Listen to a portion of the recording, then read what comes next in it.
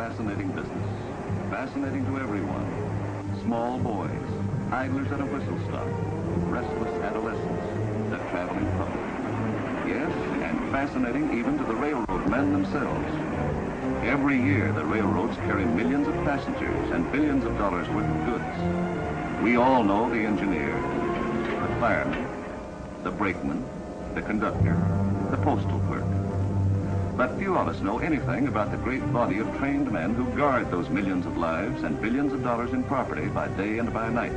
The railroad detectives.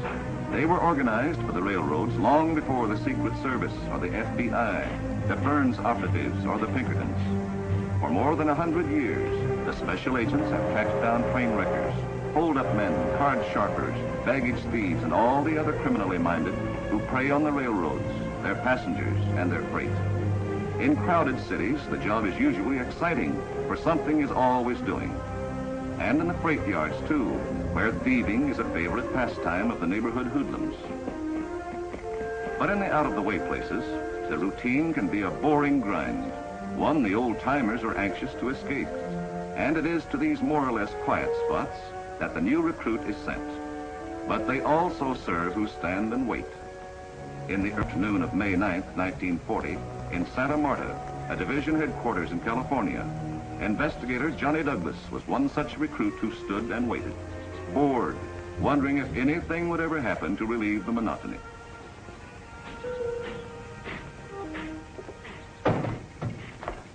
Hey, Johnny. I'm tired. Doing what? Nothing, that's why I'm tired. Well, if it isn't smiling Johnny Douglas, people's protector. Shh. Listen. What is it? Thought I heard something. You got that way after a while. I used to think I heard things, too. I was positive I heard the violent thrashing of bees' wings, or maybe a wood tick ticking. You're bad. I'm bored. Want to dictate a report? What would I report? Nothing ever happens in Santa Marta. Except you. You know, you're the nicest thing that's happened to me since I was sentenced to this Devil's Island. You and Jake and Pop Peters and Mabel Rumpler and her 2 kids. You know, come to think of it, quite a few nice things have happened to me since I've been here. Well, you could be in worse places. At least the scenery is wonderful. I love it. Want a cup of coffee? Again? Gotta do something to stay awake. Oh, wait till I give this to my boyfriend. I forgot it on purpose, as usual. You're gonna stop pampering that youngster and start spoiling me. Haven't been seeing him off since I was 3. Guess I should have been an engineer.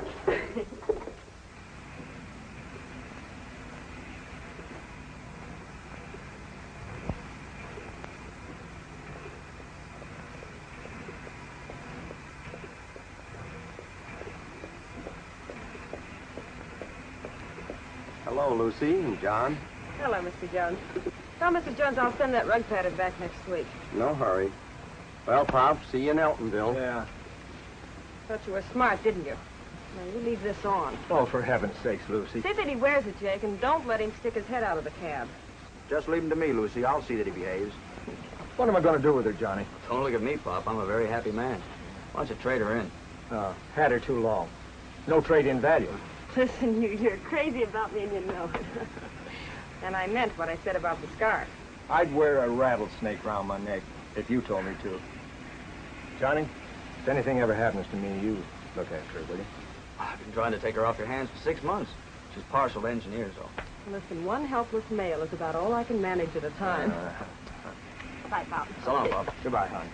Bye, Johnny. Bye, kids. Bye. Well, what's the matter, Mabel? He'd forget it again? He'd forget his head if it wasn't hooked on him. Jake, your lunch. Well. If it ain't that Rumpler woman. How do you do, Mrs. Rumpler? A couple of nice-looking kids you got there. Will you get down here and kiss these nice-looking kids goodbye? All right.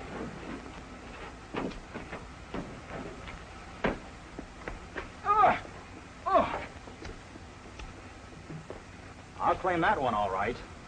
But you? Why, you look like a ringer. You ain't no Rumpler. With coal dust on his face, he couldn't be nothing else. Go on, kiss him. After all the years you ate coal dust, another mouthful won't hurt you any. Hard. Now, you stick to soft coal, son, and you can fire a boiler twice as fast. Goodbye, Pet. Bye. You be good boys. Bye. Bye. Bye, honey.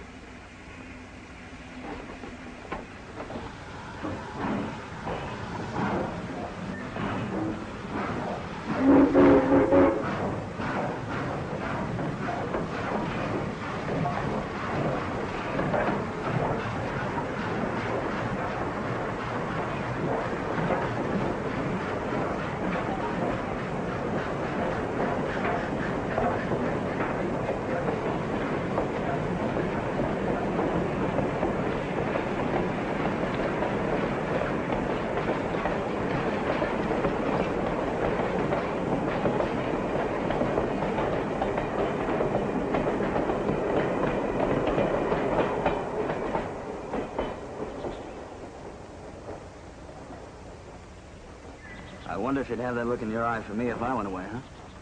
Try it and see.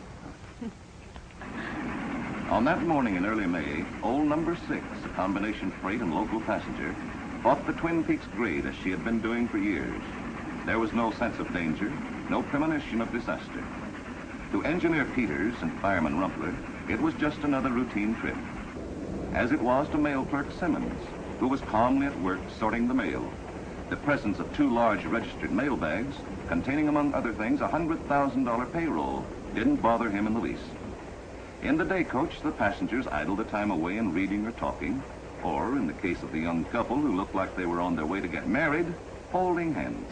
Magazines, oranges, nice fresh oranges, apples. We better get something to gnaw on, folks. Yeah, we're coming to a tunnel.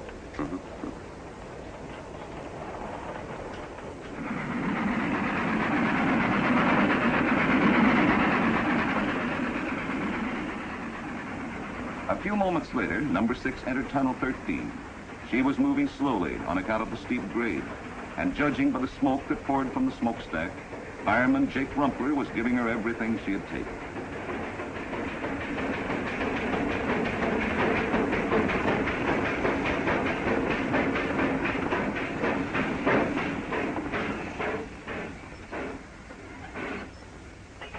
The train came to a stop with the passenger coach still inside the tunnel. There were no flares on the track, no visible reason for stopping. This is the first time we ever stopped in this tunnel. You must have a pull with the engineer. Huh? What are we stopping here for? What's wrong, Joe? I don't know. I'm going back to set a flare. Move it backward. Set the emergency brakes. I'll go forward.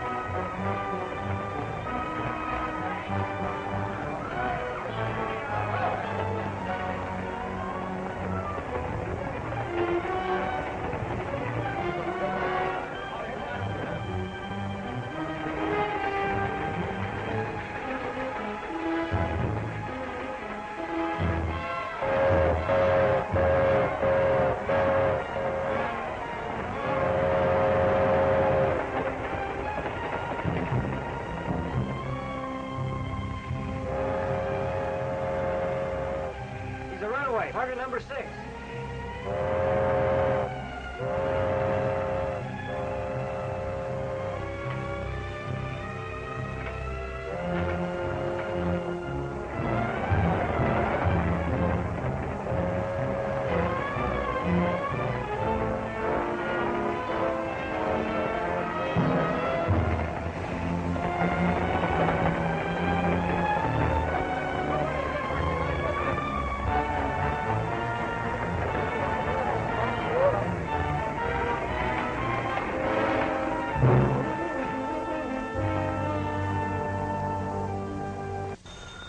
At 2:45 that afternoon, Bill Olmsted, Division Superintendent, received the brakies call in his office at Santa Marta.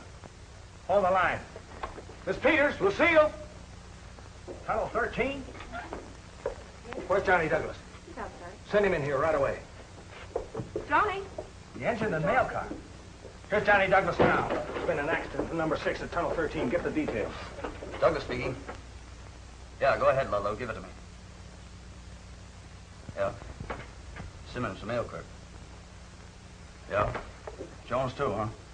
Yeah, we'll get there as soon as we can. Olmsted will order a wrecking crew down from Meltonville. Back number 18 up on the siding so we can get through. Yeah.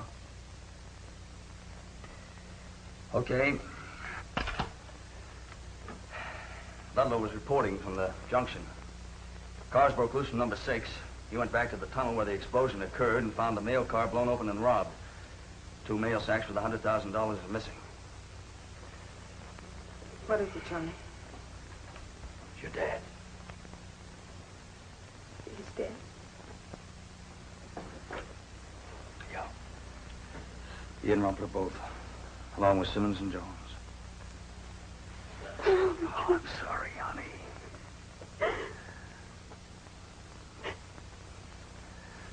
I'm all right, Johnny. Things do happen at Santa Marta, don't they? Well, somebody has to tell Mabel Rumpler.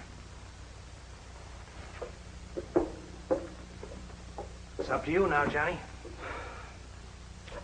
Yeah. Get me an engine as quickly as possible, all right? Get me Chief Special Agent Wilcox. Wilcox is ready for just such an emergency. While still listening to details of the robbery and killing, he starts alerting all agencies at his disposal. All special agents and investigators are notified within a radius of 100 miles of Santa Marta. The Post Office Department, the Railway Express Company are notified too, and the FBI. A special plane, meanwhile, makes ready to transport Wilcox, postal inspectors, and express company detectives to Santa Marta, where they will join Johnny Douglas in the greatest criminal manhunt in the history of California railroading. Okay. Train's all ready, Johnny. We're not back by the time Wilcox and his men get here. Have them sent up.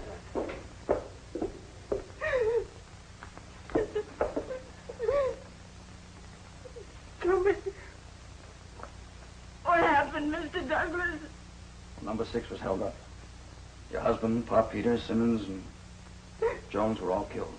That's all we know right now, Miss Rumpler. I'm going out there. I'll talk to you when I get back. I'm going with you. You can't help Jake out there. I'm sorry, Mabel. I want to be with him. Johnny's right, Mabel.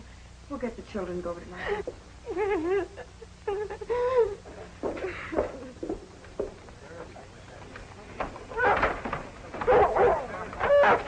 Sheriff here? Here, Johnny.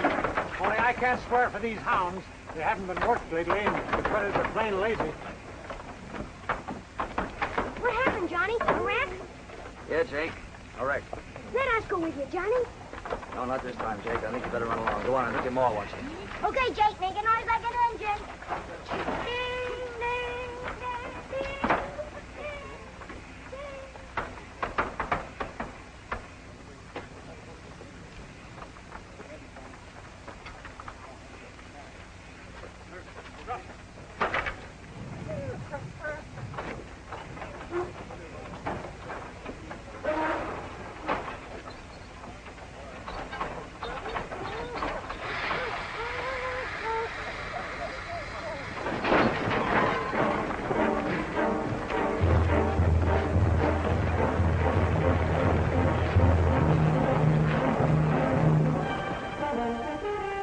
You better stay here with the coroner, Doc, and look after the bodies.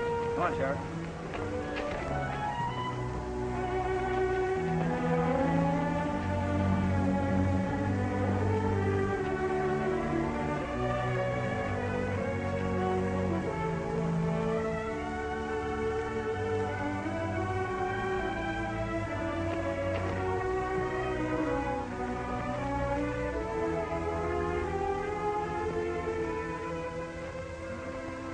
You better not. Just a chance there's still some fingerprints on it. They must have known number 6 slows to a walk in the tunnel. Well, there are a lot of footprints around here, but only 2 sets leading up the hill. Yeah, well, it wouldn't have taken more than 2 to handle the job. Let me see. One of them could have stood here. The other could have hopped aboard in the middle of the tunnel, maybe dropped down in the engine cab in the top of the east entrance there. Yeah, that's a trail, all right. Well, you better put those dogs on it while it's still fresh. Right.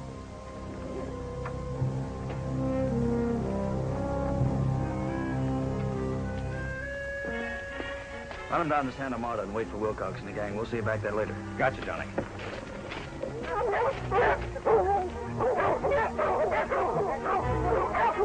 Take him up on the hillside there, Roop, and turn him loose.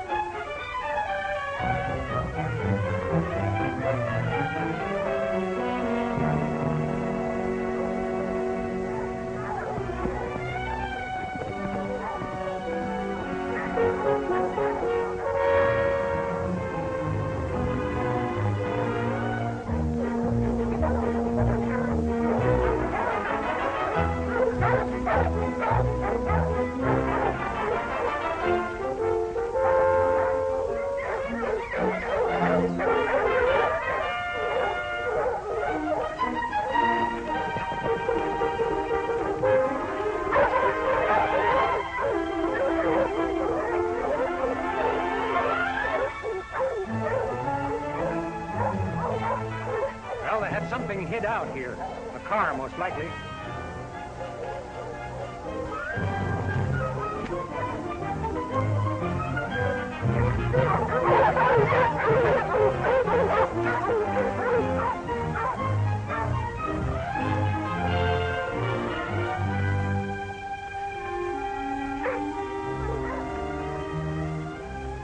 Hey, there was a car, all right. Those tracks are fresh. Right, Johnny. It's a logging camp around here once. Maybe that's all they knew about the road. Well, those dogs won't do much good. You better put them on the leash. Right. Okay, Pete. You take the dogs and follow us. We may need them again later. Okay, be within 2 shakes.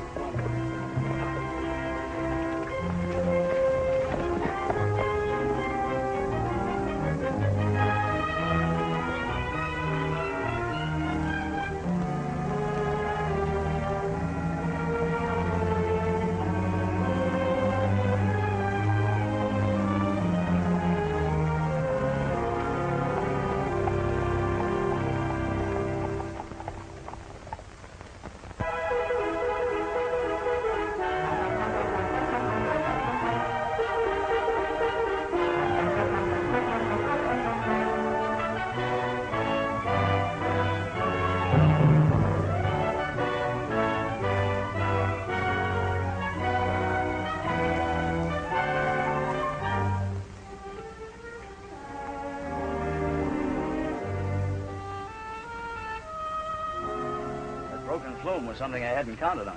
I bet somebody did some fancy cussing around here. Well, they took everything with them, so they must be pretty heavily loaded. No registration certificate. Probably a stolen car anyway. Better take the engine number, though. We'll wire it on to Sacramento. Sure. Write this down, Max. 823597. Find anything? War and Peace, Tolstoy. Now, what do you make of that? Not exactly the kind of literature you'd expect ordinary trained bandits to read, huh? Hardly.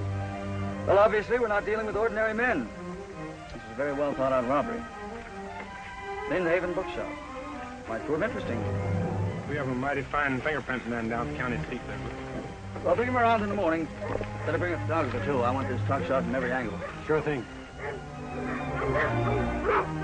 Well, here are the dogs. Might as well see what they pick up. Okay, men. We'll take it on foot from here. You stay here and watch these horses, just in case those fellas decide to double back. We don't want to be caught on the wrong end of a trick or something.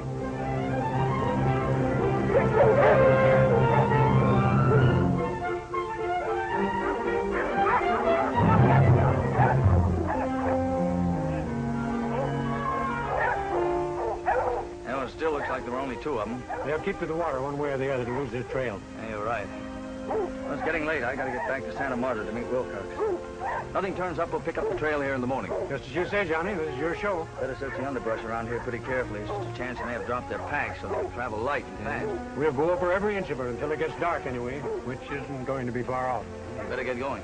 Max, you work upstream. Charlie, you work down. Okay, Pete, turn them loose.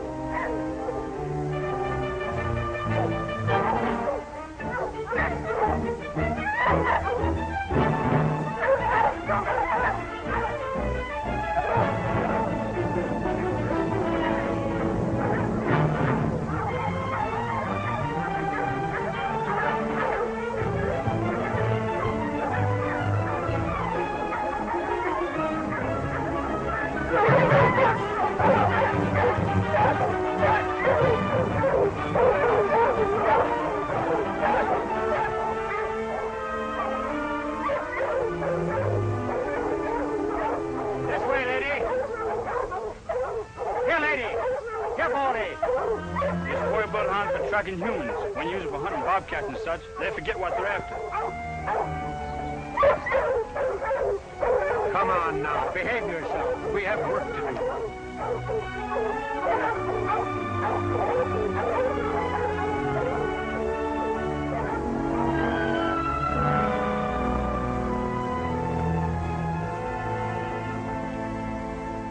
So far, except for the engine number of the car, which I've had teletyped on to Sacramento. Sacramento won't be of much help. Experienced crooks can change engine numbers as easily as phone numbers these days. The tarp must have been used to keep the dynamite dry. Well, the whole setup was planned and executed carefully. They knew the country well. They also knew there'd be a $100,000 payroll in those registered sacks. How?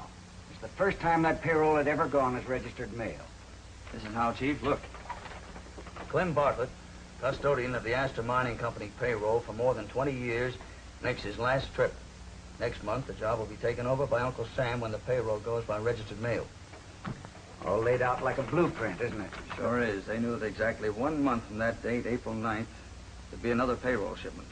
And as for which train it went on, I don't know whether you folks knew Dan Simmons, the mail clerk who was killed today, but I did. That's him standing on the door next to old man Bartlett. That made it a cinch to check the train. What paper was this? Bronson Herald. Library stamps on it. Well, that's a lead, Johnny. This is Sheriff Babcock, men. Sheriff, this is Chief Special Agent Wilcox. Howdy, Sheriff. Postal Inspector Slade. Railway Detective Benton. Well, Sheriff? No luck, Johnny. We followed the stream both ways until it got so dark we couldn't go any further. They hadn't come out of the stream yet. Well, pick up where you left off tomorrow morning. Sure will, but I'm afraid the trail will be cold by then. I'm glad to have met you, men. So long, Sheriff. Thus the manhunt began, and while the men who were to do the hunting sat glumly staring at the meager evidence, the hunted sought refuge in a deserted mine shaft some 12 miles distant. Johnny Douglas was right.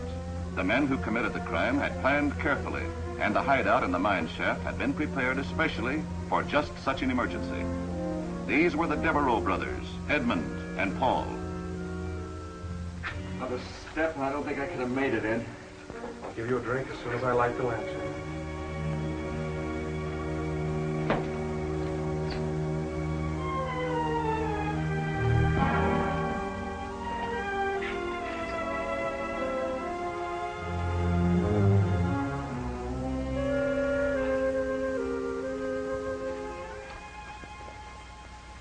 Now lie still and I'll bind your ankle. There. Rest your head on that.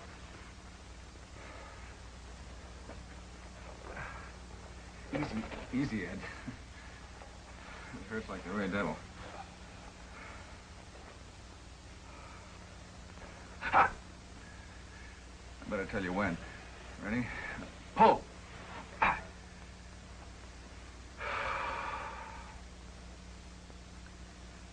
Badly swollen, but...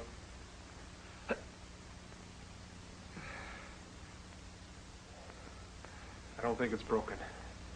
Just a bad sprain. I'll take it up.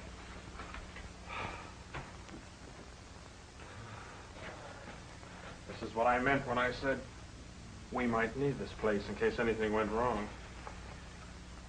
We could hide out here for a month if we had to. Yeah. If it hadn't been for this anchor, we could have brought the other mail sack with us. Forget it, kid. It wasn't your fault. It was an accident. And maybe for the best. We lay low until the search dies down. Then we go back and pick up the mail sack. Better? Yeah, not better, Ed. Only Only what, Paul? Only I wish you hadn't killed those men. You said we weren't going to do any shooting. I told you we wouldn't do any shooting unless we had to. When you dropped your mask and they saw your face, there was nothing else I could do. Now forget it. I can't forget it. Killing those men, especially that old fellow. Why, he looked just like Grandfather Delano or that old priest at the mission. His face was so gentle and so kind. It was them or us, Paul. And we've gone too far to be squeamish. You heard Grandfather Devereaux. It was shooting and killing that took everything away from our family in the old days. You haven't forgotten, Paul. We swore we would make the name of Devereaux mean something again. And we will, too.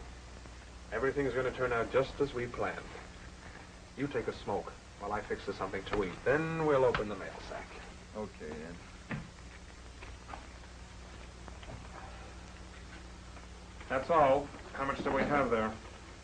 $1,126. The payroll's in the other sack. That's all right. Maybe it isn't such a bad break after all. It's in a safe place. As soon as things cool off, we'll go back and pick it up. Meantime, we can get along on this. Uh-huh. How long do you think we'll be cooped up here? Who knows? Maybe a week, 2, 3. Until those railroad detectives go back to pushing hobos around. Anyway, it'll be that long before you can walk again. I wasn't thinking myself, Ed. I was worrying about Grandpa Devereaux and... And Rose McCreary? I told you to forget her. Are we risking our necks to make a Devereaux out of a barber's daughter? Are we? I don't know, Ed. I don't know what to think. But you can't make me believe that all this shooting and killing and stealing will ever get us anywhere. You're in for a lot of false leads, Johnny.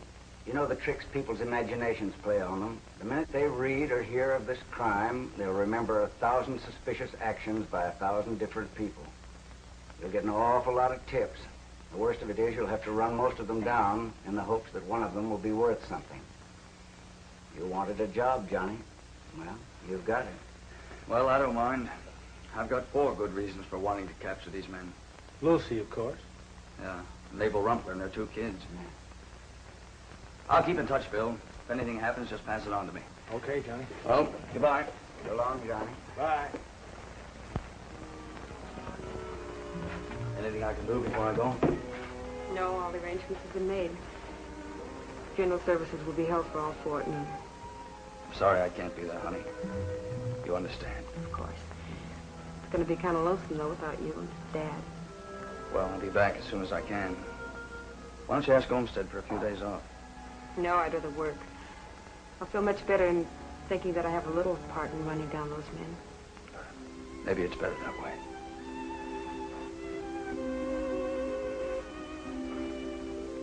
How's Mabel holding up?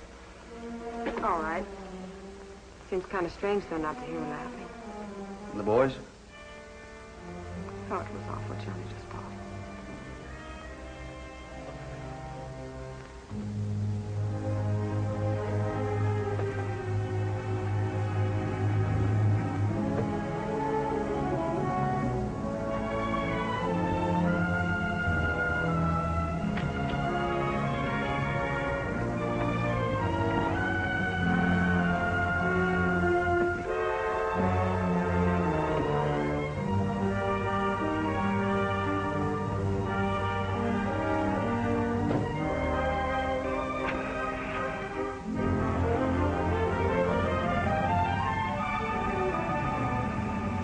Three and a half hours later, Special Agent Douglas arrives on the campus of the University of California to enlist the aid of Dr. Jerome Bowen, Associate Professor of Legal Chemistry and one of the foremost criminologists in the country.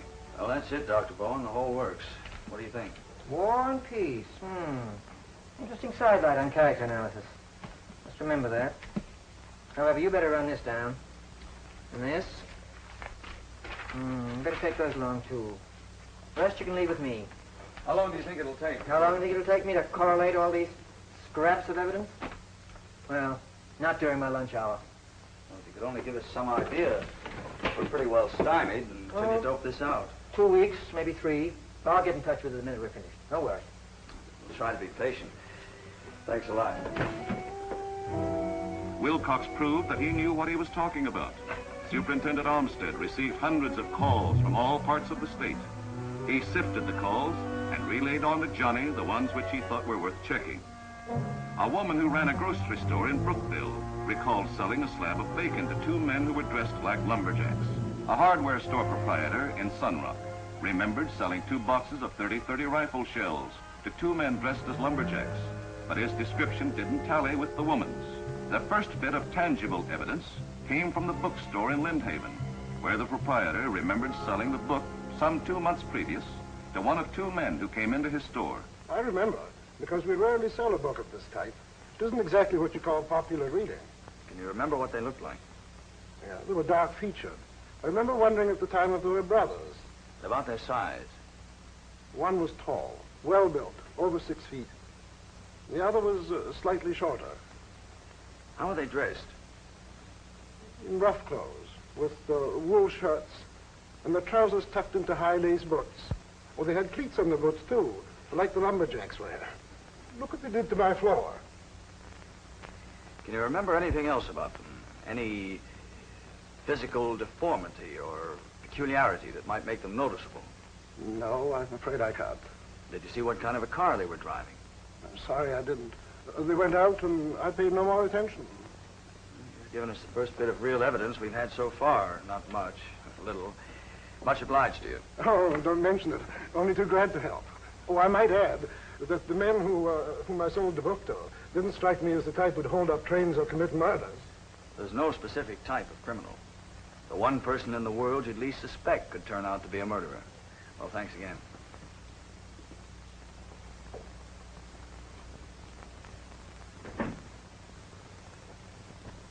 Like the bookstore proprietor in Lindhaven, she too remembered the 2 men because they had damaged the floor with the cleats of their heavy boots.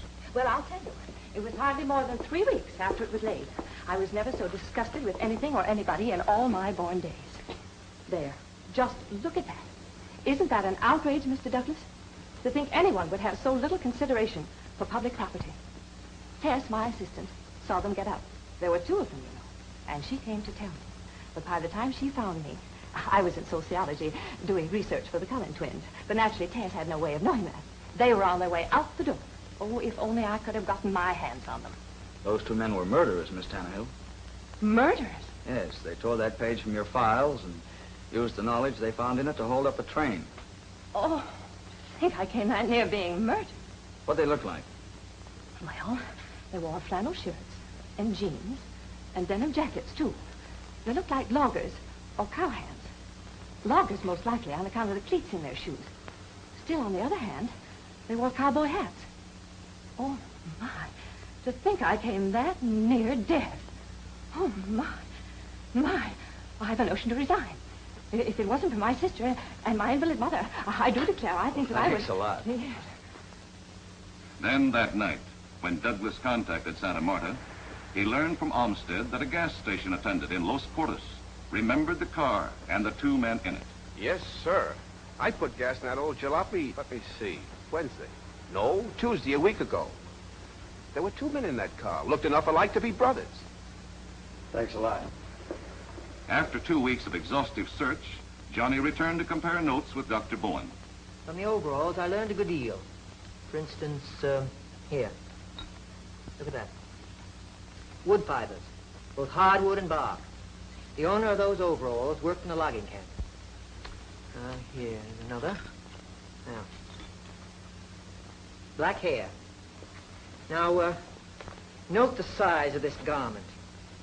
From this and other factors, I'd say your suspect is about 6'2", weighs around 195 pounds, deeply tanned, has black hair, and looks something like this. Now, suspect number 2 is slightly smaller. Weighs around 180 pounds and is about 6'1" in height. His hair is a shade lighter than the other man's, but it's still dark. He's probably younger and looks something like this. Now, judging from the striking similarity between hair and bits of epidermis found on the clothing, and other factors I needn't go into, I'd say these two men are brothers. Well, I've come to the same conclusion, Doctor, from the descriptions given to me by various people I've interviewed. Oh. I see you just wanted to see what I'd cook up, eh? That's right. Anyway, the descriptions jive pretty closely with yours, and that's the important thing.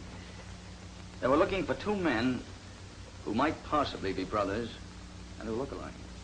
I've got something else here. Here, take a look at that. Looks like grains of salt. It is salt, found in the pocket of the overalls. Salt? Sulfate salt, type used by ranchers as salt licks for cattle. Then our suspects were not only employed as lumberjacks, but quite possibly at one time or another could have worked on a cattle ranch. I'm certain that inquiries at logging camps and cattle ranches will lead to the identification of these two men. Still a big order. Although Johnny Douglas didn't know it at the time, that was the turning point in the Devereaux case. 3 grains of salt.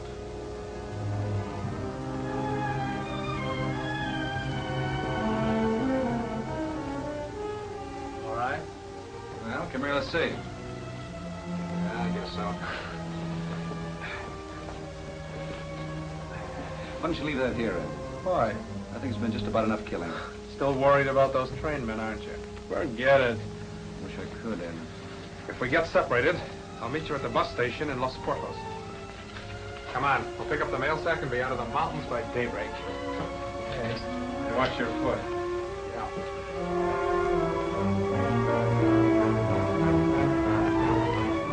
This is about it. The tree must be over there. Let's go.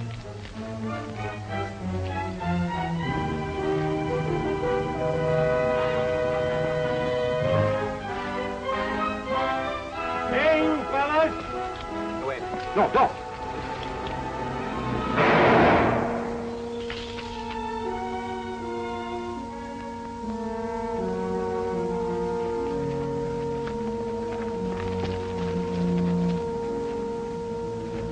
What'd you shoot him for, Ed? I had to. He saw our faces.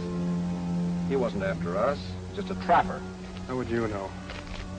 Listen, we've got to get out of here. These hills are still full of searchers. This guy was probably one of them. What about the money? We haven't time for that now. It's safer where it is. Come on.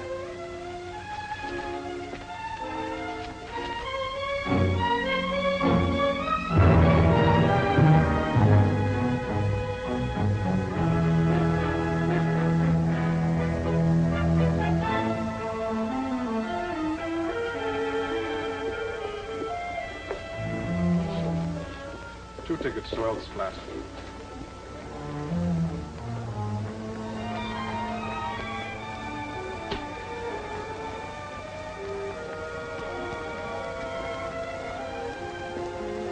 Let's have a cup of coffee while we're waiting. Why not?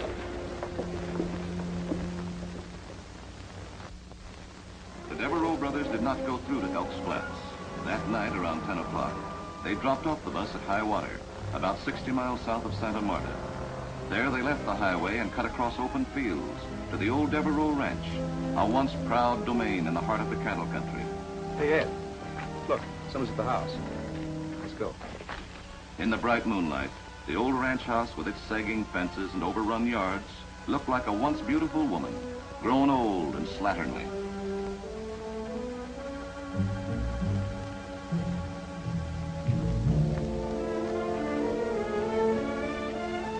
Frank Kent's little roan horse. You know him, Ed. He's the foreman over Rancho Rosita. What do you suppose he's doing here? He'd better not be putting the pressure on Grandfather Devereaux again, or I'll... Take it easy. Not enough shooting. Come on, let's get out of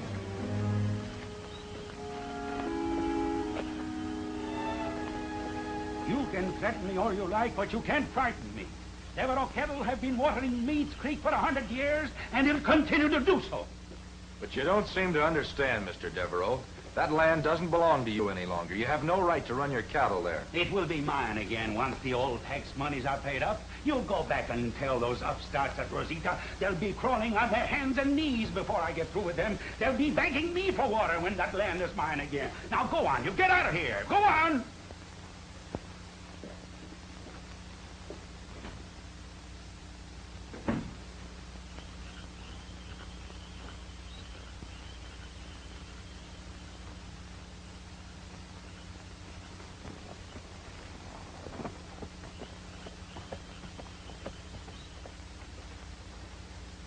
Oh, Edmund. Hello, Grandfather. Oh, I'm glad you're home. Mijos, mijitos. The idea, Mr. Dean. What are you doing up so late? Isn't it past your bedtime? That blasted foreman from Rosita was here. We saw him leave. What's the trouble? The same old argument. We have no right to the land or to the water where our cattle feed and drink. And they speak the truth. That's the hard pill to swallow. There was a time when they wouldn't dare speak to a Devereaux in such a manner, even if it were the truth. The time isn't far off when that land will be yours again, Grandfather.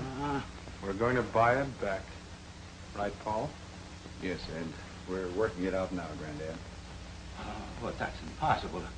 It will take a great deal of money. You mean that you really accomplished what you went to San Francisco for? That's right, Granddad. The banks are going to loan us the money. Aren't they, Ed? It's all fixed up, Grandfather. We're going back in a few weeks and pick up the money. Then watch out for that Devereaux smoke. I can't believe it. I can't believe it. Naturally, it took a few signatures on our note, but we finally got your old friend Verdugo to sign. And from then on, it was easy sailing. My old friend Verdugo. After all these years, I told you would remember. Will it be enough to buy back the Mead Creek property and stock it? Enough and more, too. We'll fly high and fancy, Grandfather. We'll have $100,000. $100,000? But let's have a drink, boys. That calls for a drink. Such a good luck calls for a drink. Can you imagine? We're going to have the old Rancho Altos Montes back again. It's going to live again. Here, boys. Here, to the old Rancho Altos Montes. Here, boys. Saludos. More than a week now, Johnny Douglas had been moving in an ever-narrowing circle with Santa Marta as the pivotal point. 3 little grains of cowlick salt and a few woodbark fibers were all the leads Douglas had to work on as he went from lumber camp to cattle ranch, trying to identify the composite drawings of the 2 men prepared by Professor Bowen. Men seldom stayed long on these jobs. They came and went, and few questions were asked.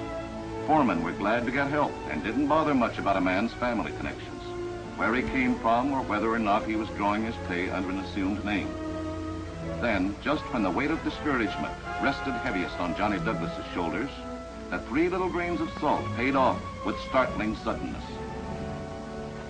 Anything serious, Mr. Douglas? Train robbery and murder. You don't say. You want me, Mr. Travis? Oh, yes, Frank. This is Mr. Douglas. This is my foreman, Frank Kent. How do you do? Mr. Douglas here is looking for 2 men who are wanted for train robbery and murder. He has reason to believe that they're brothers who've been working as lumberjacks and cowhands. Look, you ever see 2 men who resemble these sketches? Why, of course. It'd have to be them. You mean you recognize them?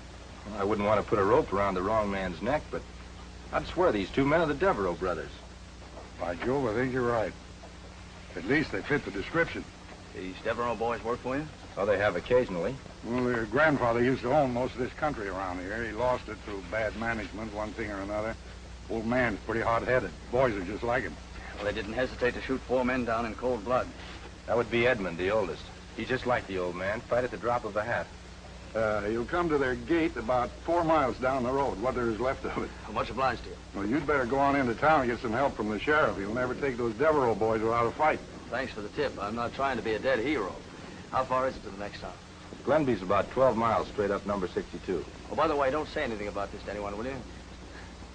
I'm a lazy hunter. I'll take sitting ducks anytime. 20 minutes later, the sheriff in Glenby was rounding up his deputies.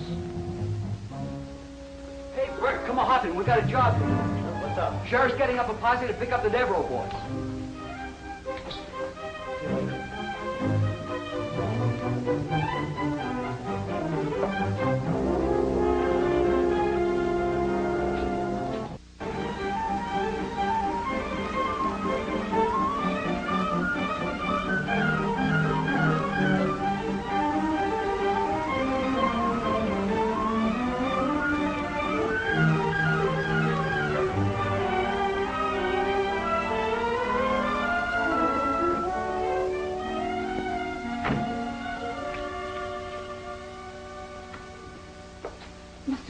Hello, Rose. You're just in time to give me a hand. You see, this is a map of the original grant received by my family from the King of Spain. Mr. Devereaux, where's Paul and Ed? They must be somewhere around. Why? What's the matter? Something wrong? Well, that's what I came to find out. Call them, please, and hurry. You frightened me. What's the matter? Paul! Ed!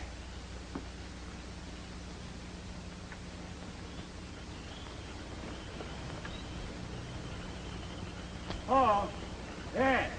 Yes, what is it? Rose McCrary's here. She wants to see you, both of you. She acts like it was important. I told you to keep her away from here. Listen, Ed, we played everything your way so far. When it comes to Rose, I do as I please. Come along, Mr. Mm-hmm.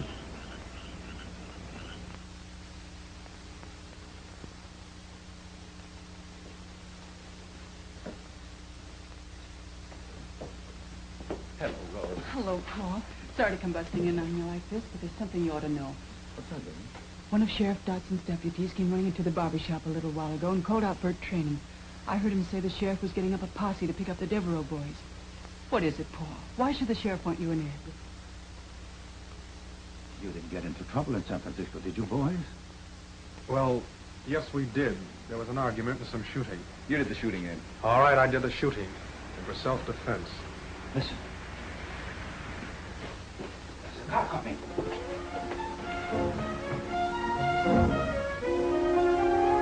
They're after us, Paul. We've got to run for it. There's no time for explanations now, Grandfather. We've got to get out of here. Come on, and don't be afraid to use that gun. Get in touch with it, darling.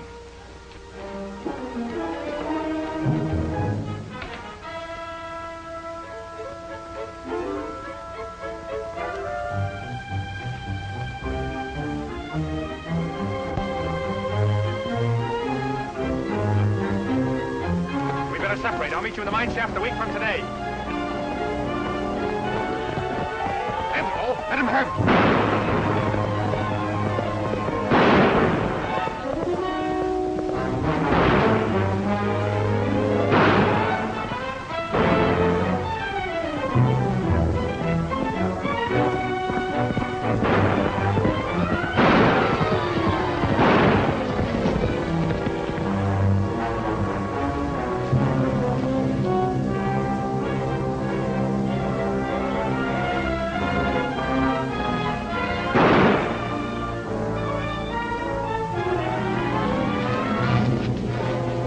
Devereaux. Okay, Scotsman. My fault. All my fault. They're not to blame. I filled their heads with the crazy ideas about making the name of Devereaux mean something again. If it hadn't been for me, they would never have done such a terrible deed. I still can't believe they would do it.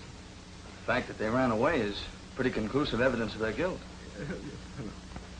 Have you a recent photograph of your grandsons? No, sir. I have a snapshot they sent me from a logging camp last winter. That'll do fine, thanks. Any luck? No, I'm sorry, Mr. Douglas, but we'll have to have horses to follow him. I'll drive you back, Sheriff. Have your men contact all farmhouses and ranches. Keep a close watch on all trucks, buses, and horses. Right, Edward. Mr. Devereaux. Yes? That girl that just left, is she a relative of yours? You mean Rose? No, sir, no. She's the daughter of Sam McCrary, the barber in Granby. She's Paul's girl. Oh, I see. Well, I'm sorry about all this for your sake. It's not a very pleasant experience for either of us. Good night. Good night.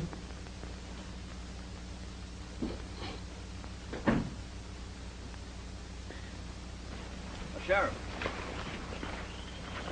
Better leave a couple of men here in case they double back. All right.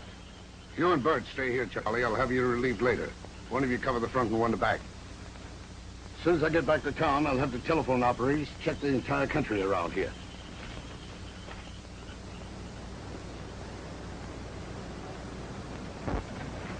Hey, give me a ride into town, will you, mister? I just been held up and my car's stolen. Oh, hello, Mr. Dodson. The car was stolen? That's right. It was that youngest Devereaux boy, Paul. He looked kind of wild-eyed and stuck a gun in my side. Told me to get out and no argument.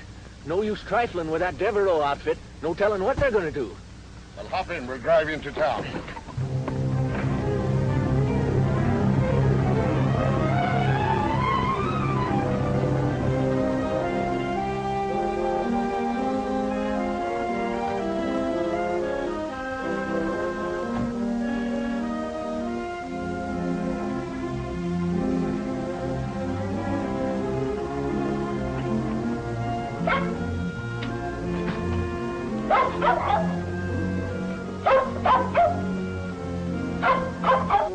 For goodness sake, Trooper, what is it? Oh, Let those lights. how did you get here? I held a man up and took his car away from me. You shouldn't have come here. I had to come, honey. I had to come and try and make you believe that I didn't kill those men. You do believe me, don't you? I don't know what to believe. Closer. Keep an eye out, Sheriff. I'm going to have a look around.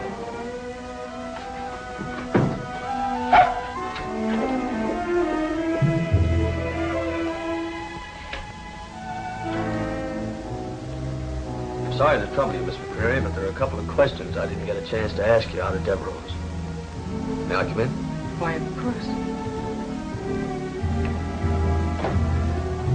Just what was it you wanted to know, Mr. Douglas? Well, considering you're Paul Devereaux's girl, it seems entirely likely that he'll try to see you. And if he does, try to convince him to give himself up. Because if he doesn't, we're going to have to shoot it out with him, and in the end, he'll be dead. Anything else? Well, there's just a chance. Cute dog you have there, trying to get in that door. Oh, he wants his ball, that's all. Here, Trooper. Go get it. If you don't mind, Mr. Douglas, I have to prepare dinner for my father. Certainly not. I just wanted to say that there's quite a reward out for the Devereaux boys. It might go a long way in fixing up a broken heart. Good night, Mr. Douglas. Good night.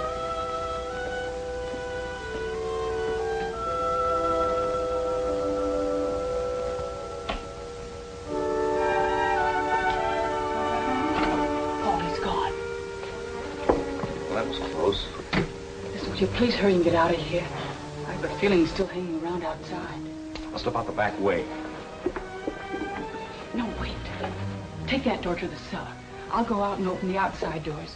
My car's in the driveway. I don't need your car, darling. I still have the one I stole. I hid it in a grove at the edge of town. Once I get out of here, I'm all right. Good luck, Paul. I'll be back for you, baby. You know that, don't you? Go, please, and hurry.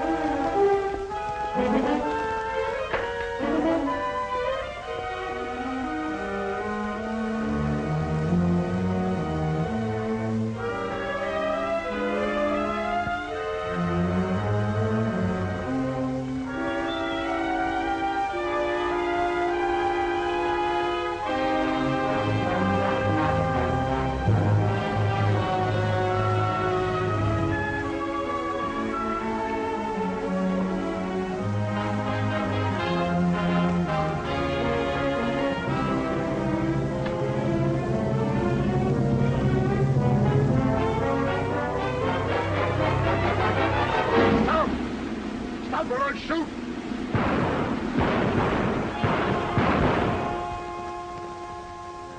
The next 10 hours, Rose McCreary was torn with doubt and uncertainty, plagued by 1,000 fears. Was Paul alive? Was he lying by the roadside somewhere, nursing his wounds? Or was he dead? It seemed incredible that he should twice escape a deadly hail of bullets, and yet womanlike, Rose McCreary clung to the fragile hope that he had escaped.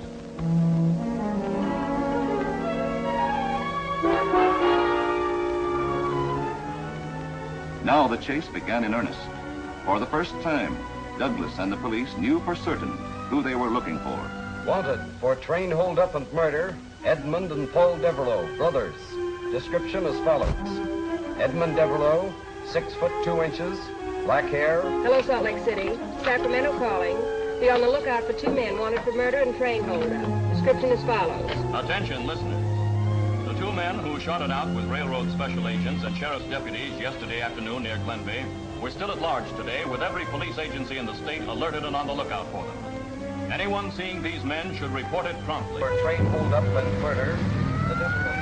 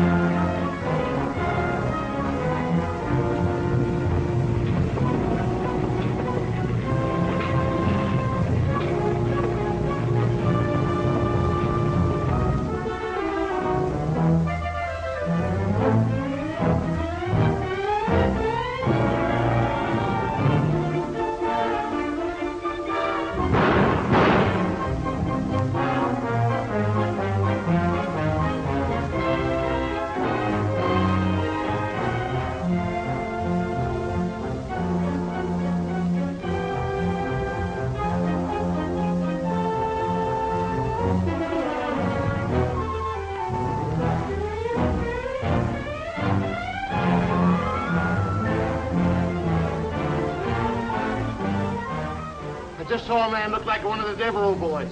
He hopped a ride on a truck. I'm sure it was the 3 Devereaux boys. Yes, I'm positive. What? Only 2? Well, maybe they had a friend with them. At the end of a week, the Devereaux brothers were still at large. Their trail had been lost completely. The tempo of the chase died down until finally it went off the front pages of newspapers altogether. It began to be referred to as that Devereaux case, as though already it had been assigned to the files of unsolved crimes.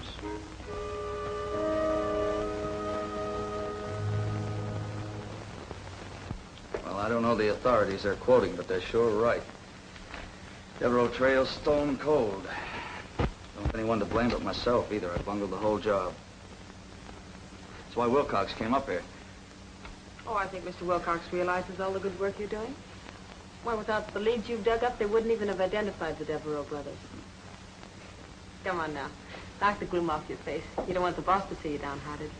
Should I quit now or wait till he fires me? Oh, you never can tell. He might have some good news for you. Well, here goes.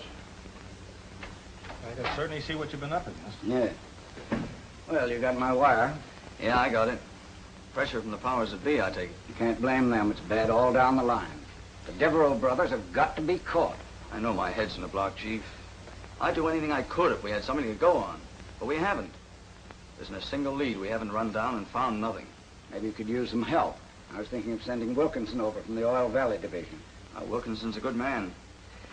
I'll bow out whenever you tell him to take over. Isn't that a little premature? Johnny's been doing a whale of a job so far. So far isn't good enough, Olmsted, and you know that. Chief's right, Phil. It's a payoff that counts. Excuse me, Mr. Wilcox. Oh, Johnny, Jake and Cat have some wonderful news for you. Go ahead, boys, tell him. Well, we were hunting bird eggs. We found almost everything except the hawk and a magpie. We were coming along the mill road when I spied the old pine with the top knocked off by lightning. Right away, I said to Jake, oh, boy, let's climb an old pine. I said there's a horse. Wait a minute, one at a time. Go ahead, Tad, you talk first. We climbed that old tree and guess what we found? Oh, please, Ted, this is no guessing game. Tell Johnny what you found. A mail sack. A mail sack at the top of the pine. Yes, sir. Come on, let's go.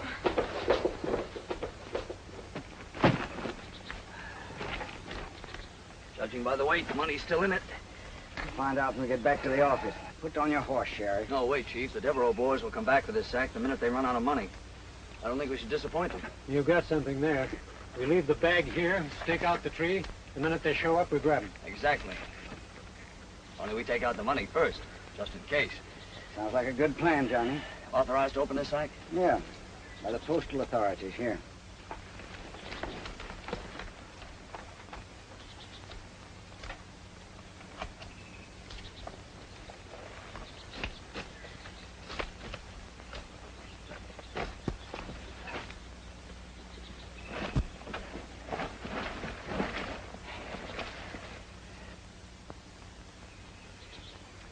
Well, kids, looks like you earned yourself a fair day's pay, particularly if our plan goes through. Come on, Sheriff, let's put this in the saddlebag. Carrying out Johnny Douglas's orders, they transferred the money to the sheriff's saddlebags, then filled the mail sack with paper and rocks, and put it back in its hiding place. Thus, the trap was baited, and the waiting began all over again.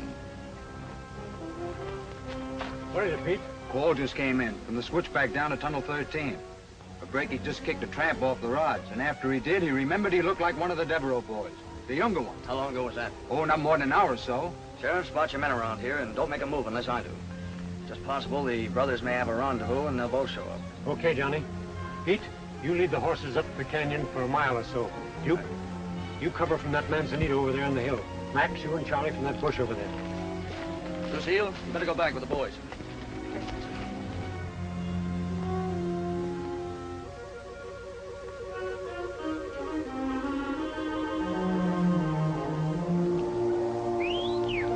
Coming.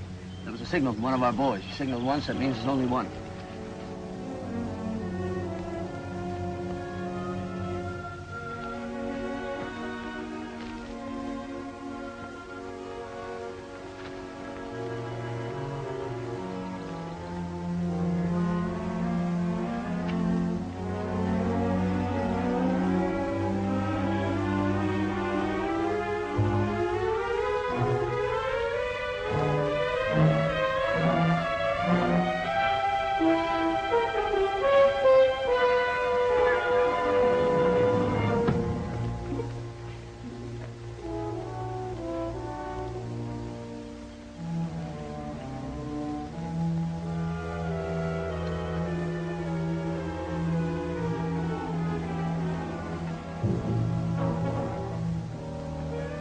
Still a chance he's going to meet his brother. Let's follow him.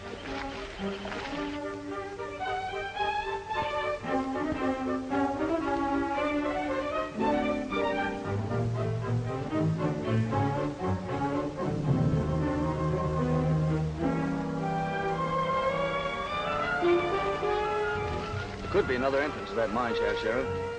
You and your men take the other side of the ridge. The chief and I will take this side. I like this spot for us up there, Johnny. Come on.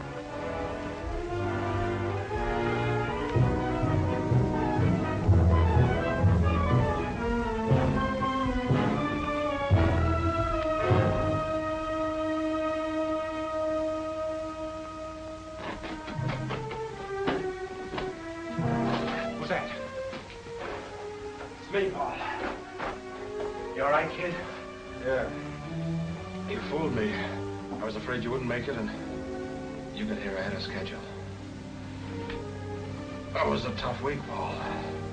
Those cops never let up for a minute. Yeah, I know.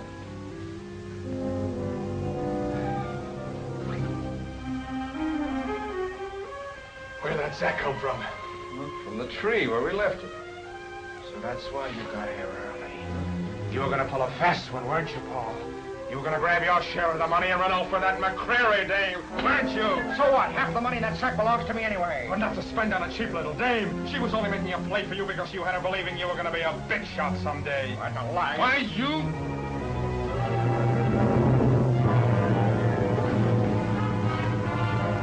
When passes like that, and I'll really have to get tough, Paul. You don't want to forget, I killed 4 guys for this money.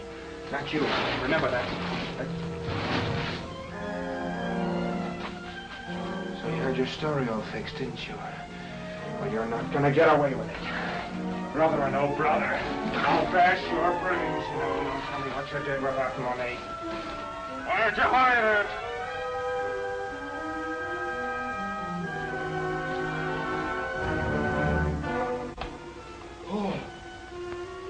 Paul, answer me, you fool. What did you do with the money? Answer me. I want that money. All right, Devereaux, put up your hands.